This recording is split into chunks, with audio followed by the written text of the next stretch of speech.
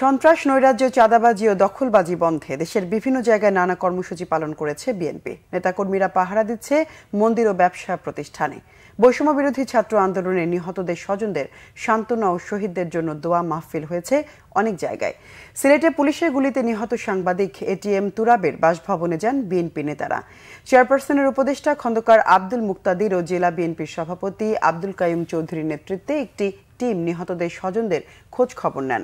Magura press ক্লাবে সাংবাদিকদের সাথে মতবিনিময় করেছেন অ্যাডভোকেট নিতাই রায় চৌধুরী সহ বিএনপি নেতারা। ময়মনসিংহে ধর্মীয় সম্প্রীতি ও দ্রব্যমূল্য নিয়ন্ত্রণে মন্দির ও ব্যবসা প্রতিষ্ঠানের নিরাপত্তা দিতে হিন্দু সম্প্রদায়ের সাথে মতবিনিময় করেছেন যুবদল, জামাতে ইসলামী ও শ্রমিক দল নেতারা। আন্দোলনে শহীদদের স্মরণে দোয়া মাহফিল ও আলোচনা সভা হয় সাভারে।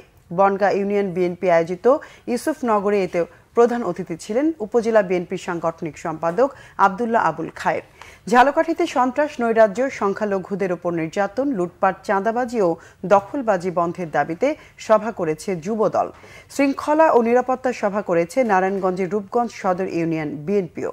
কুয়াকাটার মন্ত্রীপাড়া বৌদ্ধ মন্দিরে বৌদ্ধ সম্প্রদায় ও পুরোহিতের নিরাপত্তায় কাজ করছে মহিপুর থানা বিএনপি।